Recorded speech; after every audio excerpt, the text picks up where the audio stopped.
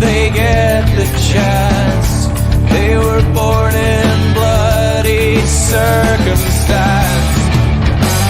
To go, leave me, run like you've never run before.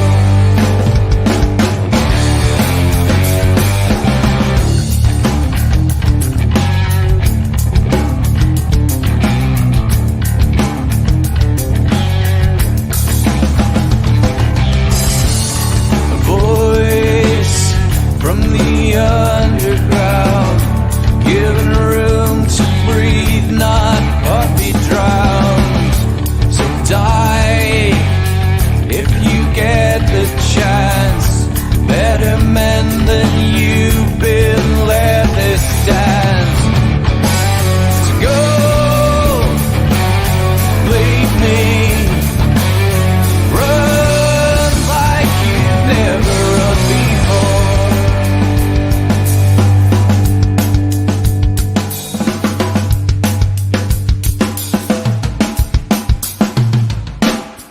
I have seen the worst, and there is nothing left for me to hate, so I can lay me down, my brothers, on the ground. I bled today until Coyote comes to raise me up and carries me away.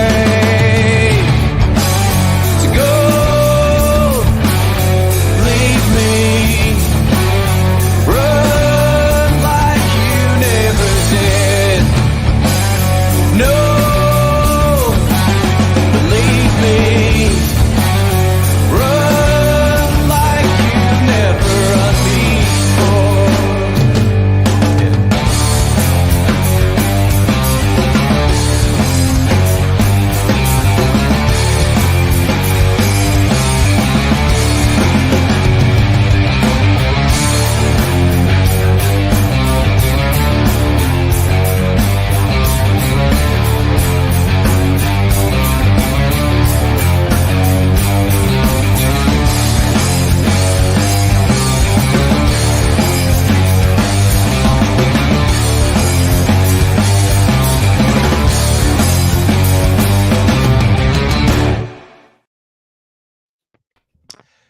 Good evening, welcome to the Scottish Rugby Podcast. It is myself, John Anderson. I actually put in the promo for this that I am taking the conn tonight. I had to look up the spelling of it because as much as I'm trying to be like pure geeky and pure trekkie with it, I wasn't entirely sure how it was spelled. But yeah, I'm in charge tonight. Cammy is having a week off, which is good. And tonight I am joined by, honestly, you don't see him for months and months and months, and then he's just here constantly. It's great to see you again, Rory Baldwin. Great to have you along, mate. How are you guys? Can you hear me okay?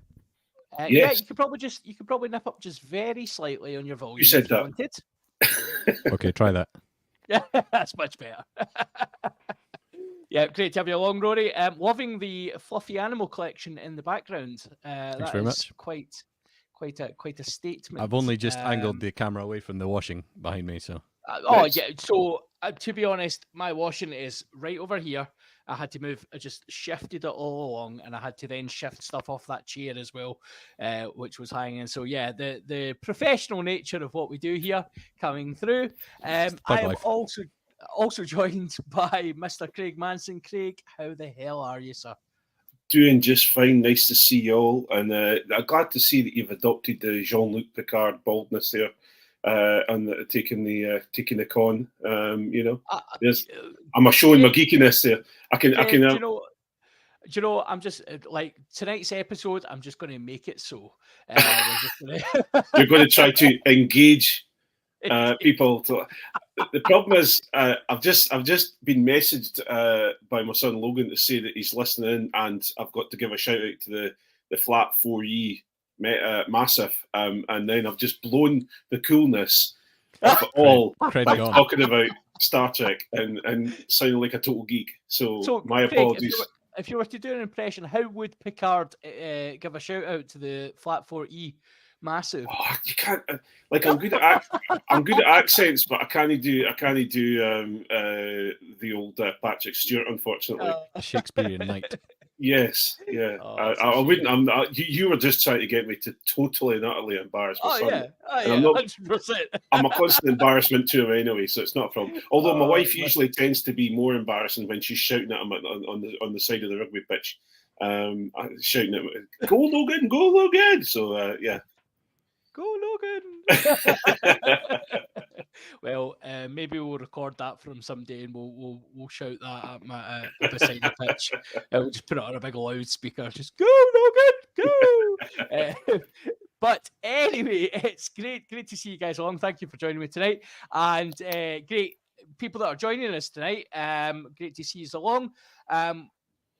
If this is your first time along, then where have you been?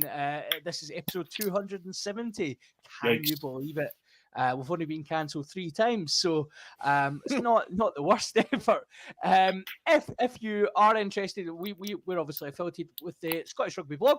I'll pop that up there just now for you. Head over to scottishrugbyblog.co.uk. You can see lots of articles, lots of wonderful writing, and particularly around international time, you can get lots of match previews and stuff, which are very good, and will just get you in the spirit for Scotland fixtures. You can also, if you are enjoying what you hear, you can head over to patreon.com/Scottish Rugby Podcast, and for £3 a month you can support the podcast. For that you will get exclusive content. So tonight we'll probably do about an hour of Freeview, and then, like all good Freeview, we'll head off into the premium paid content, and we will we'll be delivering a wee program just for our Patreons, which will include our wonderful Hands in the Ruck section, which tonight I've got some anger to let loose. It's been a couple of weeks since I've been on, so there's a seething hatred that needs to be. Sounds like, John, you've got all the hands in the ruck today. Do you know what? It might just be 45 minutes of me. Let's be honest, but and let's not let that put people off, because I know that might not appeal to some people. But yeah, the Hands and Ruck section might be good fun tonight. We've got a bit to get through in the Freeview section, though. First and most importantly, I want us to concentrate on the WXV2 Scotland champions. It's been a long time since we got to say that, Rory Baldwin. Long time. Yeah. About 24 years. So those of you who have not been following the WXV, so Scotland won the WXV2. It was all very dramatic. They had a fixture against Japan. We had to thump them as best we could. We ended up beating them 38-7. That set a target for Italy the following day. The fact it was Italy having the target might be part of my Hands in the Ruck, but we'll come to that later. They didn't quite make the target, so Scotland crowned champions the day after. I think that I'm just making sure my mic didn't pop out there. Craig, how big an achievement is this? How amazing is this? I think we have to really sit back and just bask in it for a little while, because we've had this situation that the women's rugby has been fighting for parity, fighting for the TV, fighting for just the fans in Scotland to actually buy into them. And no matter what anybody says, when you start winning, you gain more fans. And funnily enough, we've started winning, and that corresponds to the SRU paying these athletes to play. Wow. Who'd have thought it? Really, this seems to be my gig every start of the pod for the last couple of months. With the years, Craig. Oh yeah, it's just unbelievable that we're all going, oh wow, that's amazing. All these fans are going, that's amazing. Scotland women are looking fantastic. They're playing better. Their skills are fantastic. Yes, because they don't have to go and work a job, then get up at 5 o'clock in the morning, go to the gym, then go and do a job, then go to the gym, go to train, and then get some sleep. It's just so anyway. I'll not bore you all with my diatribe and my absolute what's the word? My broken record. It's fantastic. Over the moon for them. They've worked incredibly hard. Over the moon to see some of the older teammates getting some success and some reward, and also, and we're probably going to talk about it, some of the younger team getting some stardom and some reward as well. So I think just all credit to the full team, including the management, including Brian Easton, and all the team there. They've done a fantastic job. And I hope the SRU are listening, because we're praising a Scottish team, and we're praising the SRU for a little change. Well, we do that when it's very justified. Rory, coming to you a second. Craig touched on, obviously in Craig's well-rehearsed rant that he's had over the last 2 years. He's talked about the skill level, and it's so noticeable, the level of skill that team are able to put on the park now. The basic skills like passing, kicking, vastly improved.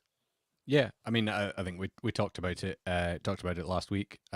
You can see the progression just across the tournament, compared to, some of these girls were getting their first caps last, start of the year in the Six Nations, and they've gone on from there. But I mean, you could see it, like the warm up game against Spain, the first game against South Africa. The sort of back moves were very kind of 1990s Scotland men's team. There wasn't much going on. It was just going through this sort of side to side. They were getting out wide, tackle, back to the other side. But by the end of it, they're doing the Finn Russell boot. There's dummies, and there's they're cutting lovely lines. They're, in fact, much like the Edinburgh game at the weekend, there was a lovely attacking move that sadly came to nothing because the centre didn't put the winning pass away. But I think Mark Bennett deserves more pelters than MR does for her one. She's only 20. Well, absolutely. Mark Bennett's an Olympian, multi-cap Scottish international. It's a wee bit of that was a bit of a shocker, though, Craig, wasn't it? Like, it was at such a crucial point in the game as well, where obviously it was still either Japan were up or Scotland were just level, and Scotland trying to put some points on the board. I think it's incredible to see. We're making those mistakes at that point, but the reaction is what's most important. And how good was that? Yeah, I think we're basically the blueprint, I suppose, of Scottish rugby is starting to come through on both the squads, and they seem to be fitter, stronger, and so in the second half, they're really, it's paying dividends.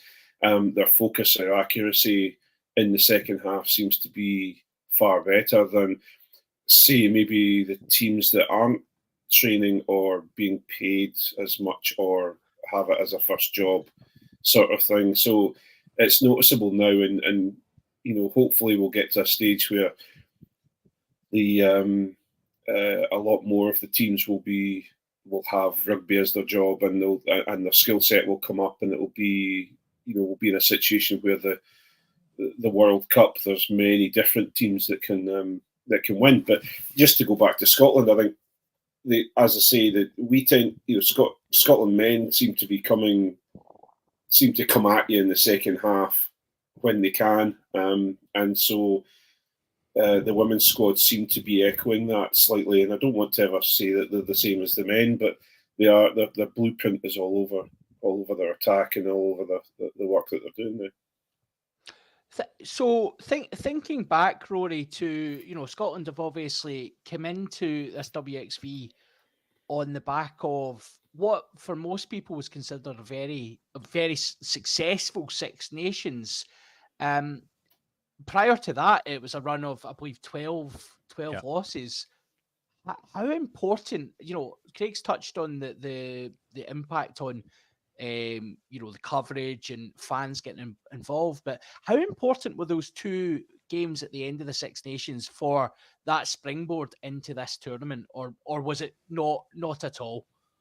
I think they've probably helped with the awareness, because we all saw the games at the end of the Six Nations and thought, okay, that's good. We'll keep, we need to keep an eye on the women, whatever they do next. And then obviously they announced the WXV was the next thing, so there was that little bit extra awareness, thinking, well, we're starting to look a little bit like a team. There might be, they might be able to do something. So let's keep following it and see what happens. I mean, it's 12 in a row before that can't have been easy to live with. I think just the experience of winning. I may have said this last week, I can't remember, but just the experience of winning across the tournament is gonna help them, and actually is probably gonna do them more good than if they'd been in WXV1 and maybe had a heavy defeat or two. Because I think this will give them a lot more confidence going into the Six Nations. It gives the younger girls a lot more experience. That's 4 more caps that a lot of them had. They pretty much stuck to the same team the whole way through. There weren't that many changes, so the core of that team have got more experience playing together. A lot more of them are on pro contracts, whether they're SRU contracts or whether they're playing for clubs down in England. But there's not that many clubs down in England, so that they're probably there's probably a couple of girls at each club that will know each other and will be playing with each other, training with each other professionally. And I think it's going to be interesting come the Six Nations to see just what the level is like when we come up against the WXV1 teams of Wales, France, and England would be the 3 that we'll face. And I think trying to get a result against one of them would be probably something that they'll target to see where where they really measure up. They've obviously punched well above their ranking in this tournament. It's one of those ones, Craig, isn't it? That we've touched on this a few times now, and if we think back, and again, not to shift the focus over to the men's game at all, but I think the parallel is there. Obviously, 2010, 2011, Scotland talking about developing that winning mentality and starting to see, the club teams winning games, winning more games than they lose in a season, winning against players that they play against internationally.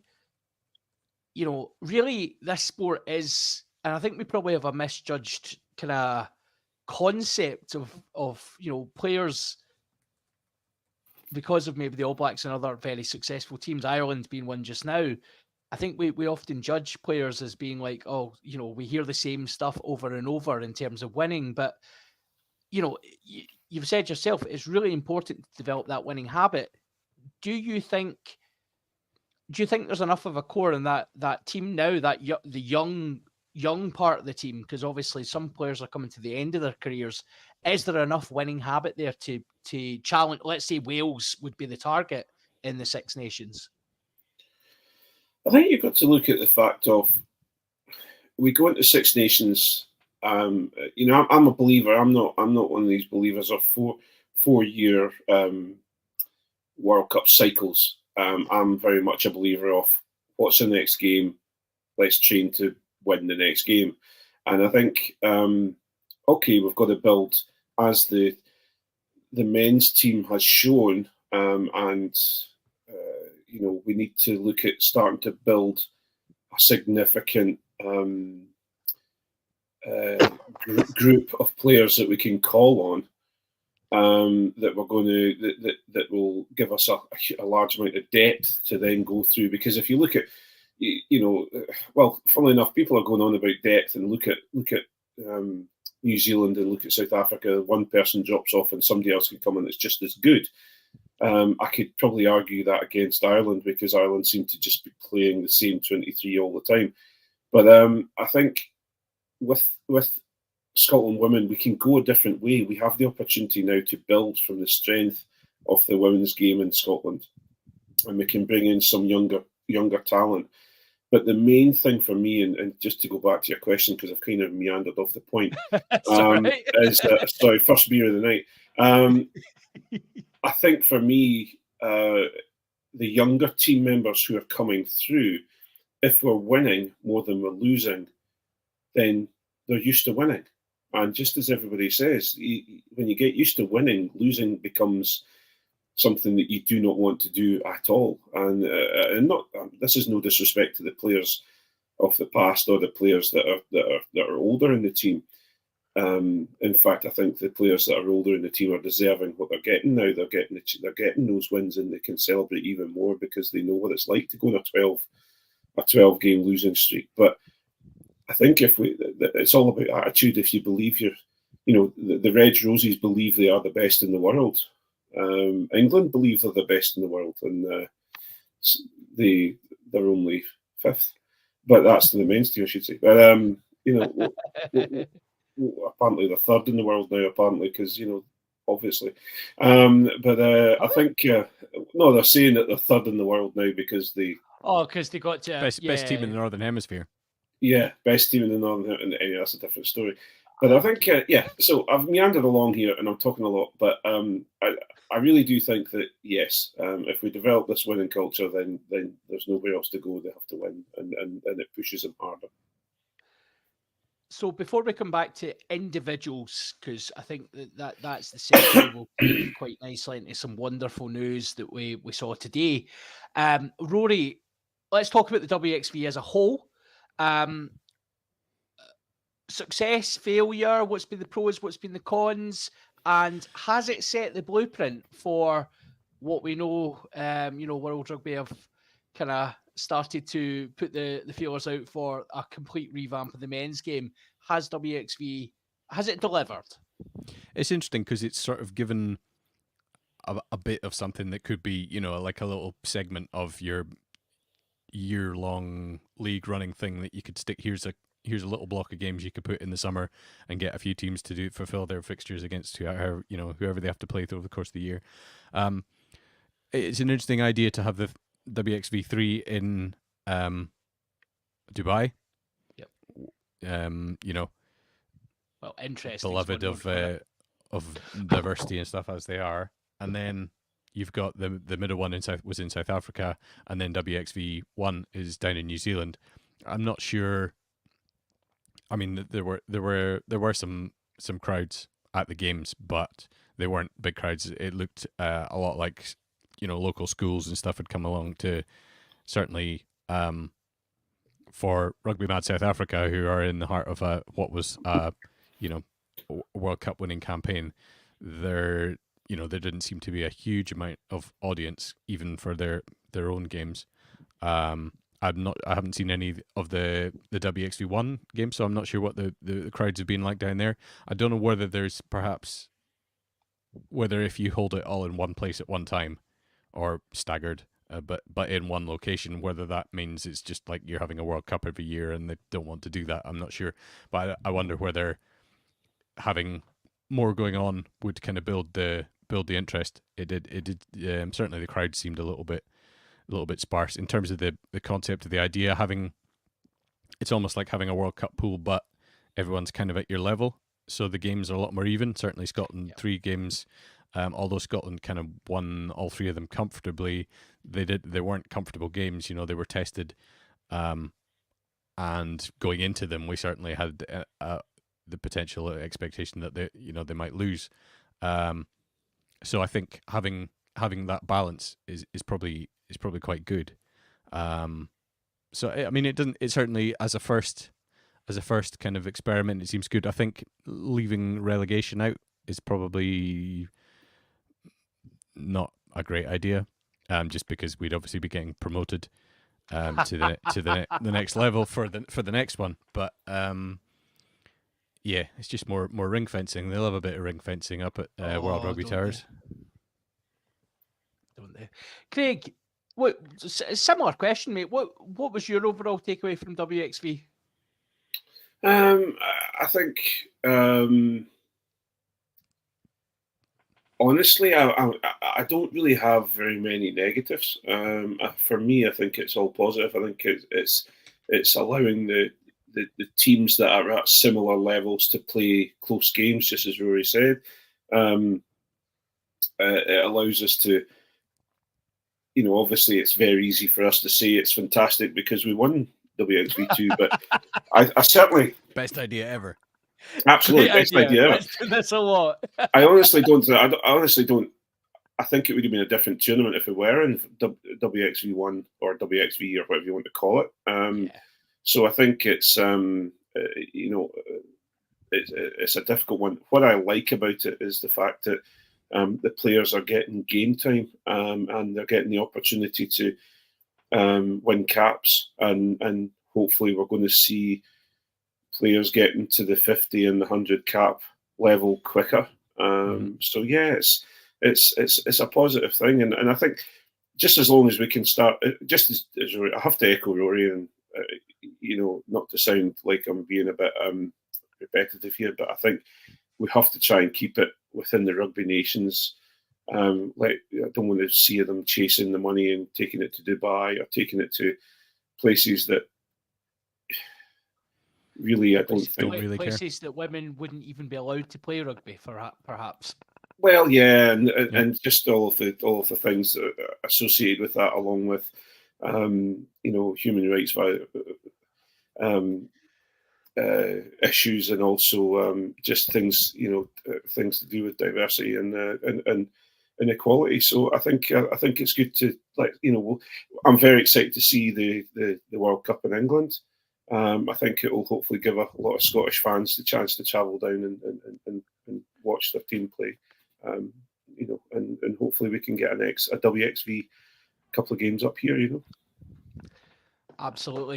Just on that note, guys, just the WXV1, we're talking about obviously it being a different tournament, and obviously we've talked about close games in WXV2, and I think it has been a very well balanced group. I think the WXV1 for me has showcased the level that the top teams are at. And I think we are probably similar to the men's team in a lot of ways. We're on the periphery of that second tier. Just thinking about, I'm just looking at some of the results here just now. New Zealand, Wales being the one that stands out. New Zealand 70 points to 7. I mean, that's an absolute shellacking that they've given Wales there.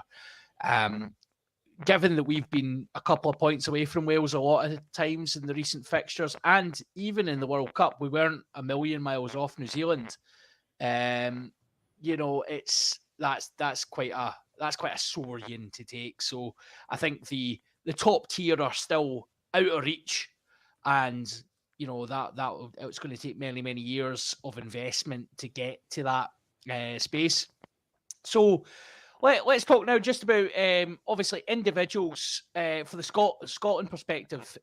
Individuals have really stood out. We've heard today Fran McGee has been nominated for Breakthrough Player of the Year, which is an incredible situation to be in, and she's in very illustrious company as well. Rory, just like she has been a massive player for this team since she came into the squad very recently, actually. Yeah. I was just I saw a tweet earlier from Gary Heatley, who does a lot of good coverage on the women's game, and he was just saying that Fran started the year at Watsonians Rugby, aged 19. She made her debut for Scotland against England this year. She's now 20. She's got 9 caps, 3 tries, 6 wins, a WXV trophy, and a World Breakthrough Player of the Year. So I mean, it's probably a pretty good year to be having. Fantastic effort. She's looked right at home on that wing. Apparently, she can play in the midfield as well, play the centre. We're actually doing pretty good for centres at the moment, so I think the wing is probably where she'll get the most sort of profit from, and playing alongside likes of Rona Lloyd, Chloe Raleigh, who are a lot more experienced but also quality players. I think that's only gonna bring her game on. Absolutely. And Craig, obviously from a forwards perspective, we've talked throughout the tournament about the kind of progression of the Scotland forwards and stuff. But who is your standouts within the squad for this tournament? Well, I've got an old and a new. I think old, when I say old, she's not old. but she's part of the previous team, and that is Lana Skeldon.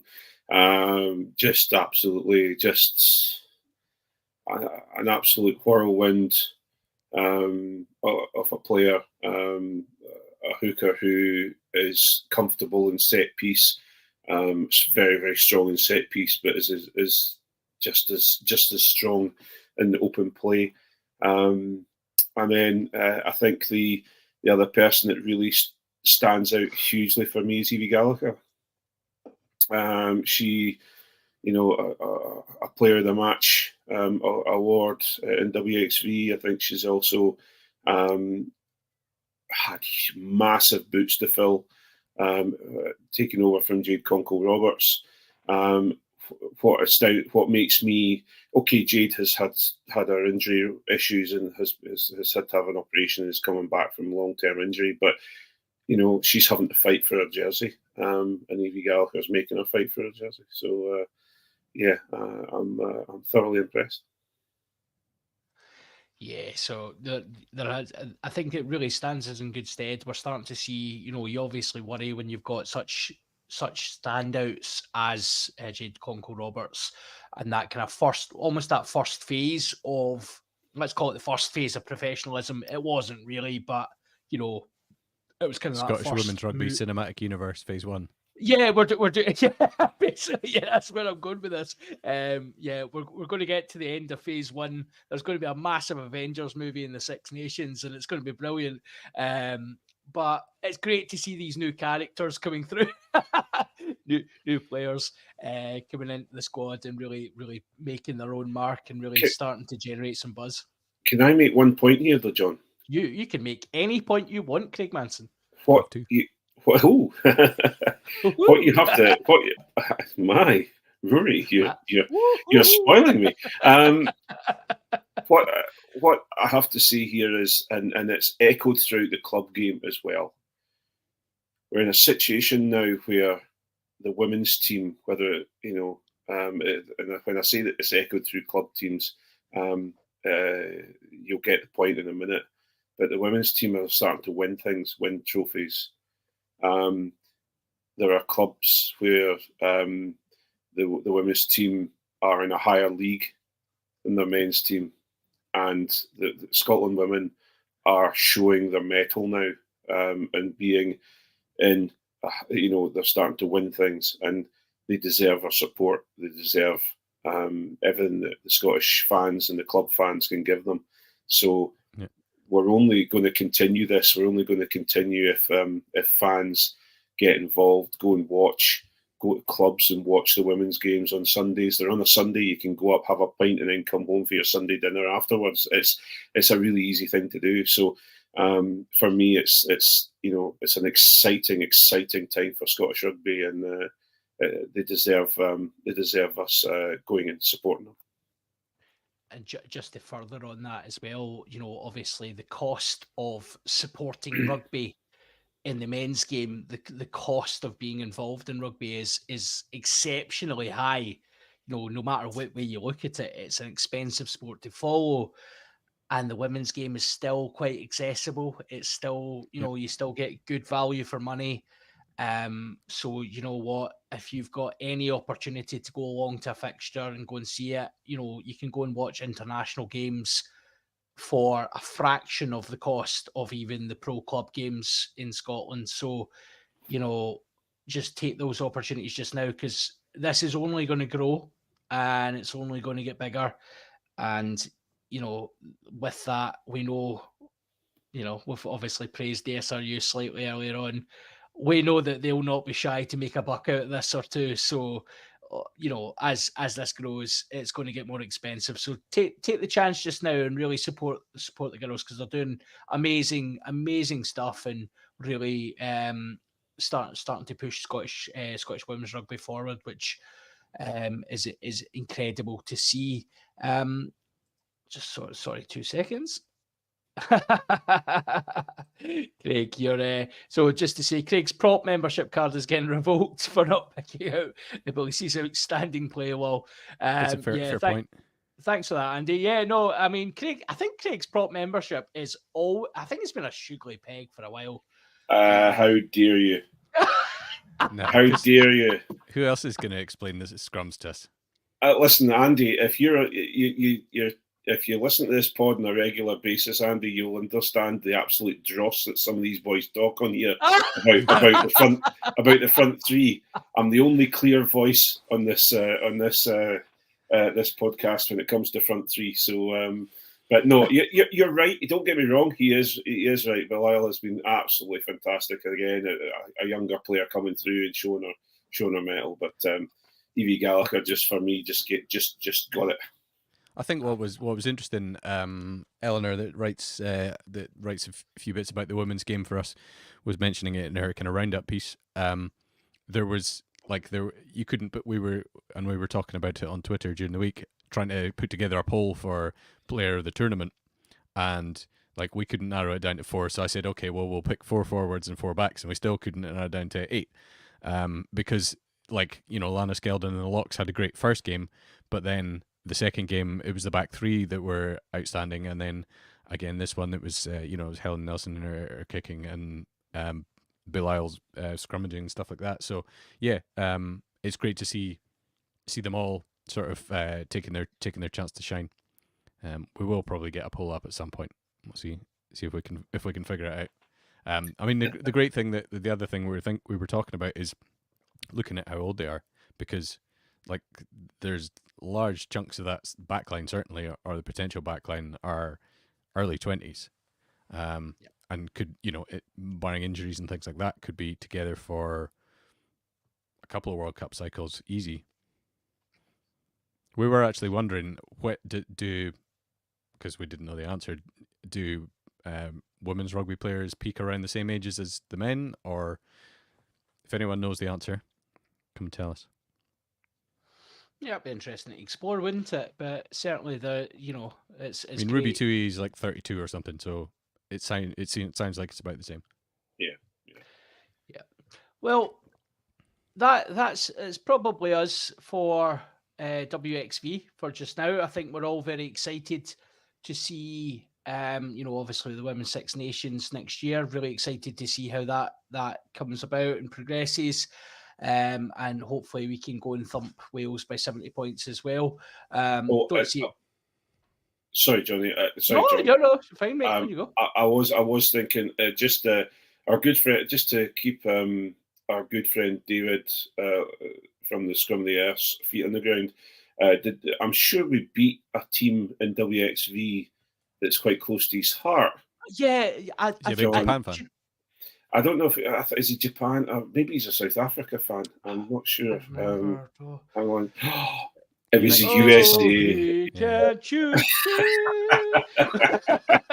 Sorry, I just had to get that dig in because I listened to Johnny McGinty on his podcast today, who was absolutely just rather rather rude about Edinburgh. So I thought, well, we better just how dare we let him on and be rude about Edinburgh? So let's. Johnny's stepping out on us, is he? Well, he was rude about Edinburgh. He was rude about Edinburgh and then professed his love for Munster. What? Did he really? He really did. McGinty is cancelled. Almost crashed the car. Oh, that is cancelling material. Yeah. I'm going to go and target his standing leg. Yeah. Next time he's on the pod, I'm targeting his standing leg. I've heard he's taken up gardening as well. It's amazing. I bet he has. There's nothing wrong with that. Typical. Sorry to cut you off, John. I apologize. No, you're fine. No. Do you know what? That was way more important than what I was going to say. So let's segue away from WXV. Obviously, we have just come to the climax of the Rugby World Cup in the men's game, brought to an end by a close match in Paris between South Africa and New Zealand. South Africa taking the title, Khaleesi becoming the first captain to win 2 in a row. South Africa becoming the most winningest Rugby World Cup team so far. We'll not really touch on the game, Rory, because actually I think it was, we could probably spend about 30 seconds summarising it as slugfest, bit of a bore. But what I was interested to talk about tonight is, so World Cup's come to an end. First thing I wanted, where does that World Cup rank in the echelons of World Cups? I mean, even just on a personal level, it's a difficult one to rank. It was like Twitter was amazing crack, and the games, there were some. I mean, there were some games, probably 3 games in there that were among the best games of rugby I've ever seen. Yep. There were also some very entertaining games. Maybe a bit one-sided or something. There were some great rugby on show. In terms of where it ranks, I mean, like 2019, I've pretty much blanked that from my mind.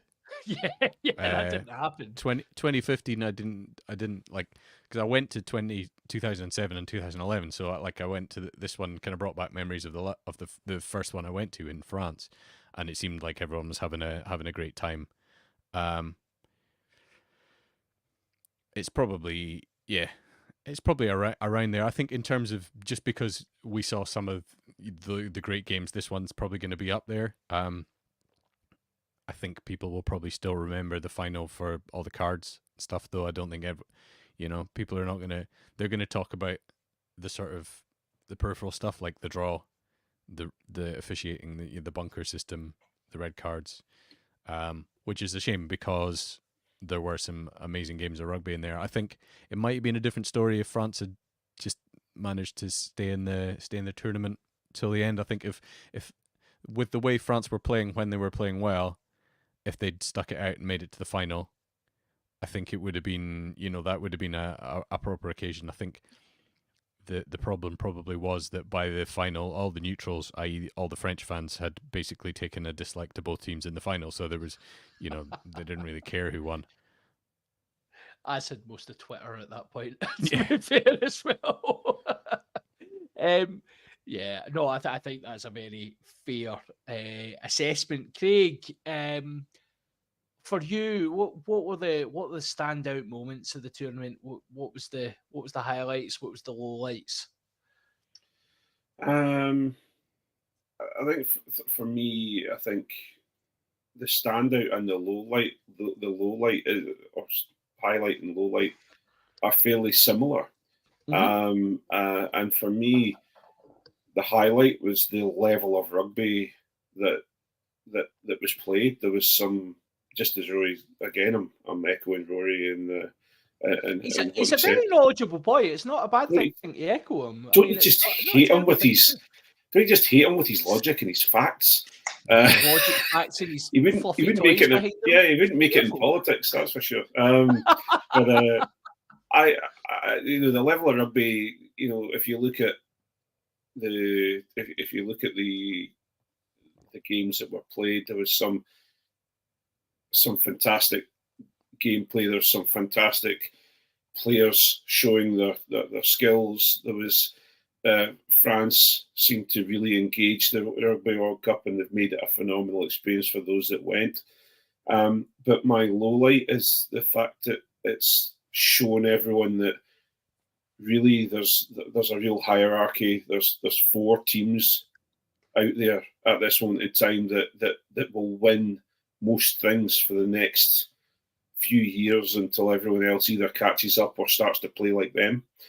It made me realise that Scotland, no matter what anybody says about how Scotland play and how wonderful and fluid and lovely Scotland play, we're nowhere near the level that these teams are playing at this moment in time. And the teams I'm talking about are the Springboks, New Zealand, France, and Ireland. England, come on now, get an idea. I think the third best team in the world. What you have to look at is the fact that, apart from the whole usual things that everyone's been talking about, the draw. The only issue with the draw is the fact that England got so far, because everything else was going to be, it was going to be Ireland, it was going to be France, it was going to be South Africa, and it was going to be the All Blacks. No matter, Scotland. We all fantasised, and I, especially on this podcast, and also David's Scum of the Earth, I fantasised about Scotland getting to the World Cup final. But when you watched them and you looked at the games, all they did, everybody who had the knowledge shut Finn Russell down, and our fantastic shut Finn Russell, shut Sione Tuipulotu, and shut down Hugh Jones, and it just we were gubbed.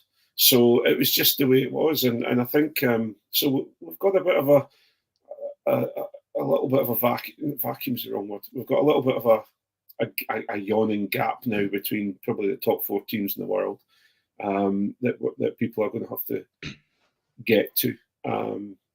But you've got to celebrate Portugal. You've got to celebrate Uruguay. You've got to celebrate Chile. Some fantastic games from those players. And Fiji. No, you see, I have to say, I don't think Fiji played as well as they could have. I'm thinking it was a poor World Cup for them. They didn't, but they still made progress. They competed to beat Australia. Yes, they didn't play as well as they could have, but I think they still achieved more than maybe what a casual onlooker would have hoped for. But I agree with this. The real minnows, the real small teams that really pushed people quite far. I think that was the highlight of this tournament for me. Hold on, that's all right. I'm going to make a bold prediction now while Craig Manson's get his beer getting handed to him. See if you should make it quickly and then see if you can guess what it was. Bold prediction, right? So I bet Ireland get a much better draw next time. Sorry, I wasn't listening. So what do you think my bold prediction was, Craig? What John's bold prediction was? Bold prediction? For the next World Cup. Bold prediction. Ireland go out in the quarters again? Not quite, but it was Ireland related. No, I bet that Ireland get a much better draw next time. Oh yeah. I think Ireland are about to benefit from a few years of, let's call it, Englanditis. The biggest rugby market that they have seem to surprisingly always get a reasonable group and always seem to, just have a nice, easy path to the knockout rugby. Apart from that time at their own World Cup where they absolutely gubbed it, which that was tremendous. But which, I mean, that does put 2015 up there in the pantheon for yes. the neutrals. All Ireland need to do though is when World Rugby are on the floor below are picking out the draw, they just need to knock on the floor. Once for yes, I want to play the up team, and 2 for no, I don't want to play that team, and it'll be fine. Just tap the elevator buttons, or just send would it be like a paper airplane? Would they send like paper airplanes down in the elevator? I don't know. Just shout. Probably got 2 cups on a piece of string down out the window, and then the next one. Tap 3 times for no. Yeah. That's it. Or maybe they've got one of those tubes that they send the stuff up and down in the air compressor, and they just you can't hack a piece of string. That's it. So we've talked a lot about it. So obviously, like Fiji, some of the individuals that Fiji brought to the World Cup, that increased level of professionalism that they've managed to get. What for you, Rory? Who was the standout player this World Cup? Who really shone? Well, I mean, obviously everyone was talking about Dupont and his metal face. I think, I mean, like for me,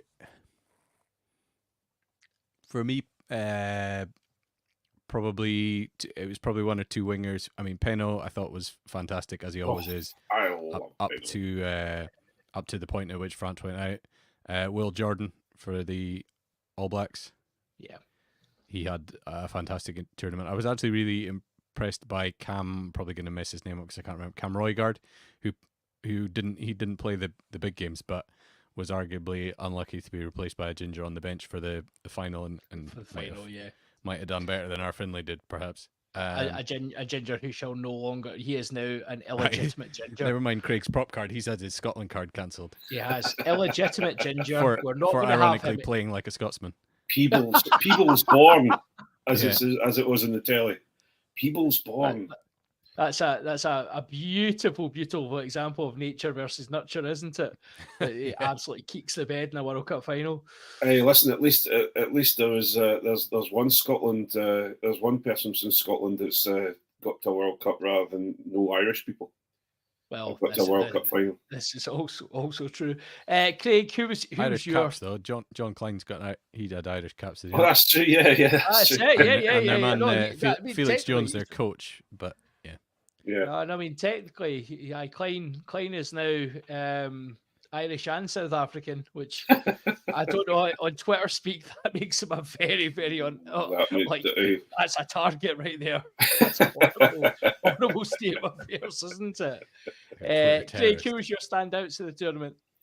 Mark Talea. He's so good, isn't he? Good. Just fantastic. He, apart from his small blip in the middle of the tournament. Oh, missing curfew is not a blip. All the best players. Is that what it was? Do we know? A part of or are it, we not allowed to? Yeah. Maybe he had 3 beers. You never know. Exactly. Yeah. He looks like the sort of boy that could cope with 4. To be fair, he's got places to put those 4 beers. Finn less so. You know. Yeah. I think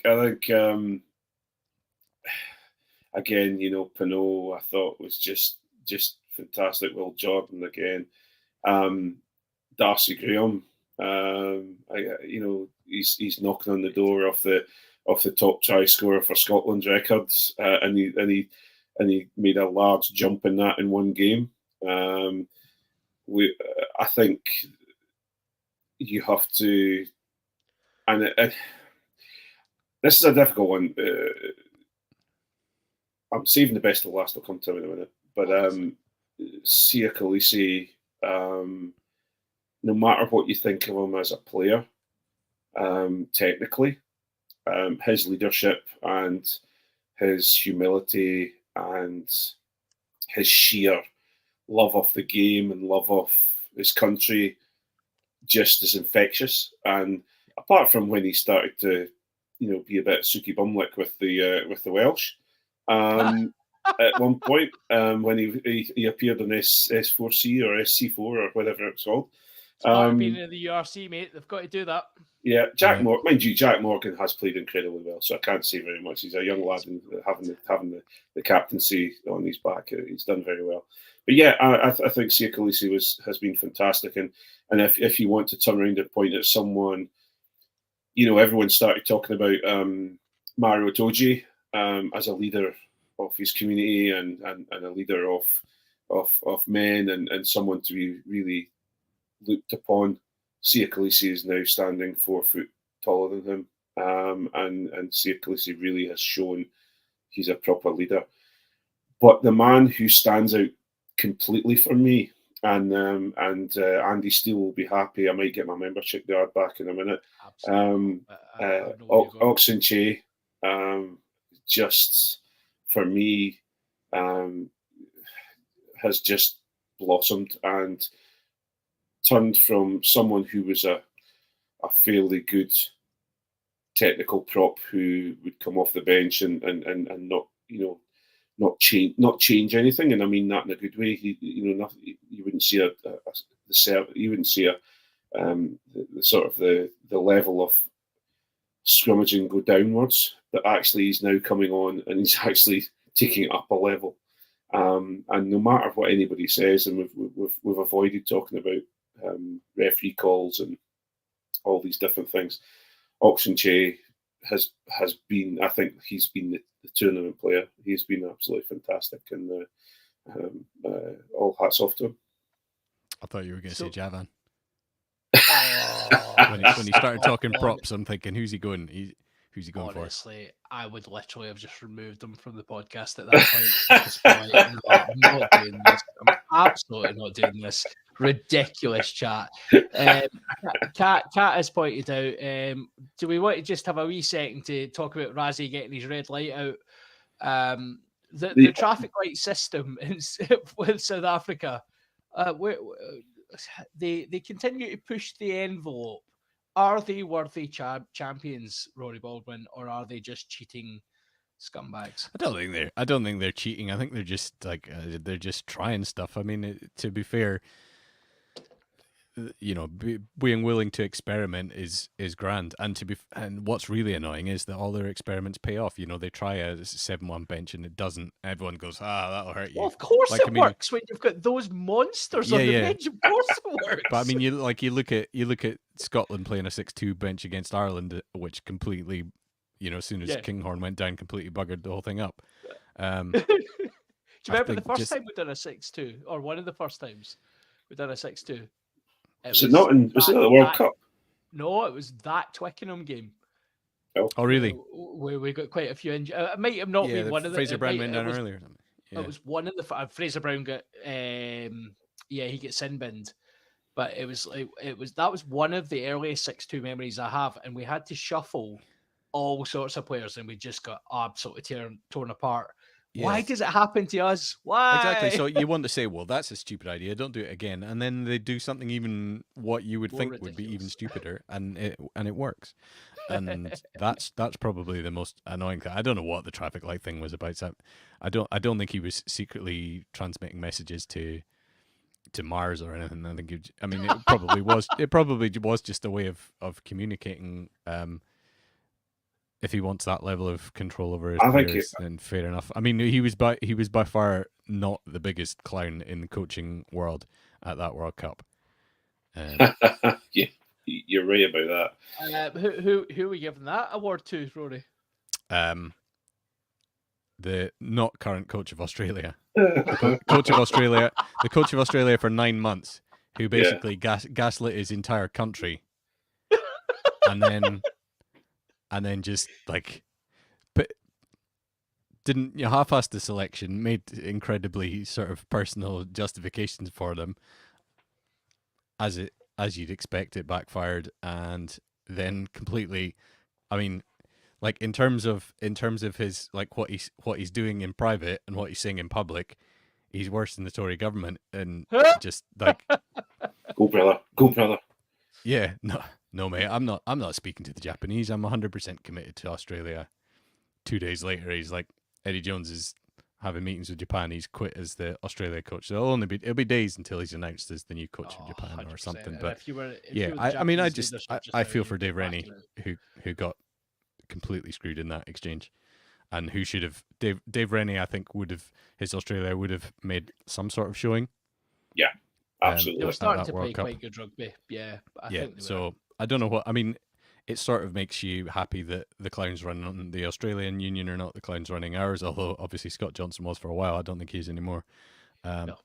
Yeah, but you've got also, there's a small silver lining that he took so much money out of the RFU.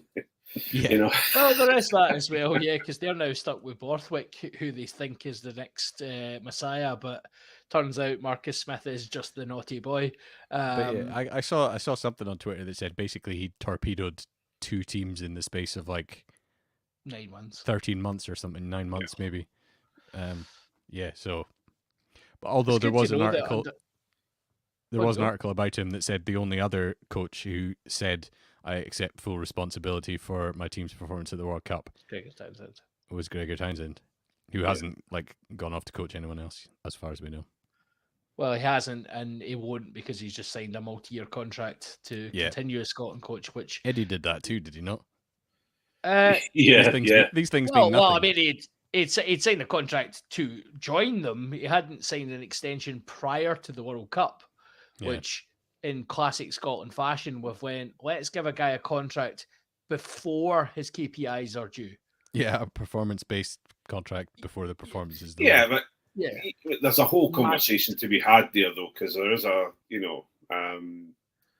a whole conversation to be had about Gregor Townsend, because I think he gets pelters for just being Gregor Townsend. So there's a lot to be, and I'm sure we could fill to be continued. Well, maybe come on to that in the Patreon, Craig, because I think there's questions to be asked.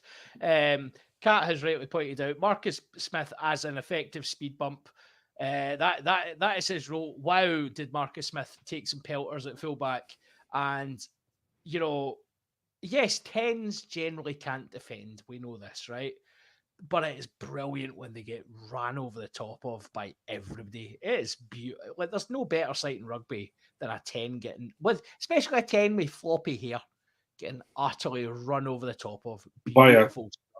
Carreras, who's a good couple of feet shorter than him. Well, by Carreras or any other person with two legs, it doesn't really matter. Obviously, we're coming to the end of the program tonight. We're going to move over to the Patreon in just a second. We've obviously talked a wee bit about Gregor Townsend, and I want to just bring this back to Scotland for a second. I'll come to you very quickly. Craig, that was a World Cup that Scotland performed exactly as expected. No harm, no foul, right? Yes and no. I think they are a better team, and they played better than the team that went to 2019 to Tokyo, to Japan, I should say.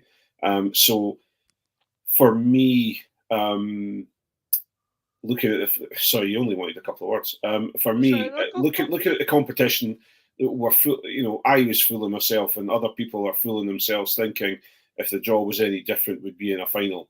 We would have if we were going to progress, we probably would have. If we're in one of the other parts of the draw, we would have progressed to a quarter final and got bunted out.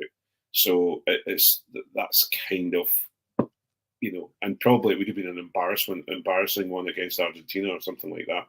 So for me, I think just as you said, we've performed to the level that we're at just now, and for me, I'm okay with it.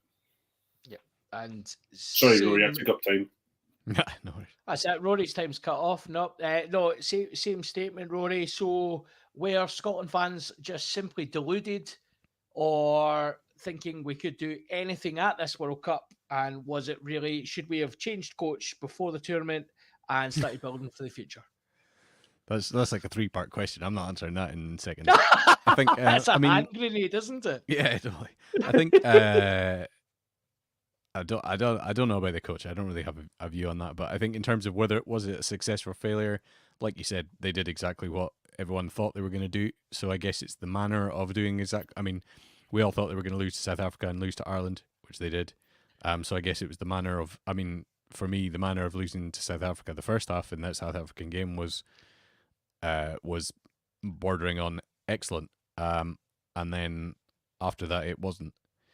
I think the Ireland game wasn't as bad as the Ireland game in 2019, but still we didn't really find a way to fire shots against them.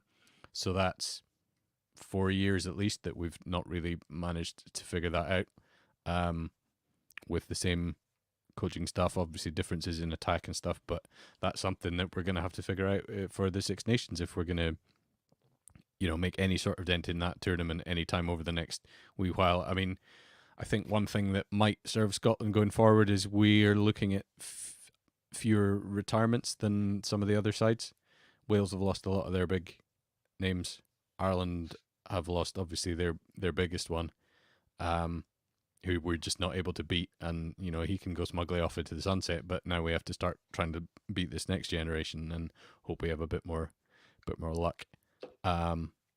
So, yeah, I mean, I actually thought that the manner of us beating Romania to the same level as the other big teams beat Romania, okay, it was Romania, but I think that was still, if Scotland had struggled in that game and it looked like one of these kind of midweek summer tour games where they only just scraped by a team they should be hammering, we did actually go out and hammer them.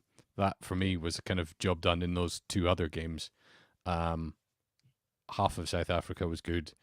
Ireland was not as bad as 4 years ago, but I think that'll probably be the big one that they're thinking, they're making us look like we're not trying.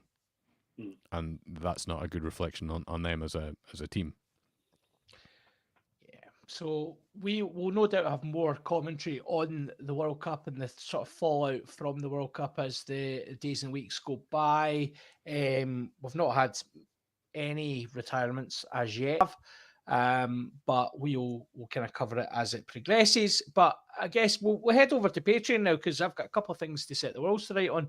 I'm really excited about this because there's some stuff that is really ripping my knitting, Craig Manson. I must Nice. admit. You're But gonna do a supersized Hands in the Ruck, is it? do you know what? I might just play the theme as soon as we start and just go. But no, we'll head over. We're going to talk a wee bit about the URC as well, the return of the URC. But we will be back next week, I'm sure. Yeah, no, We're fourth place. We're in fourth. Yeah, he's going to win it, Craig. He's going to win it. No. Excellent. I'm not falling for that anymore. You've learned your lesson. Learned my lesson last year. Yeah. Beautiful.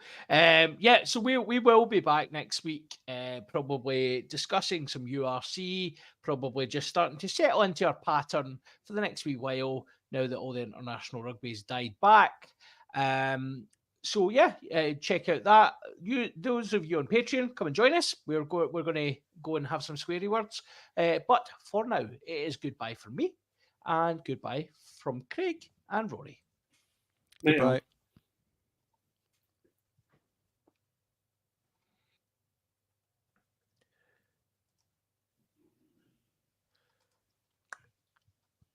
Click the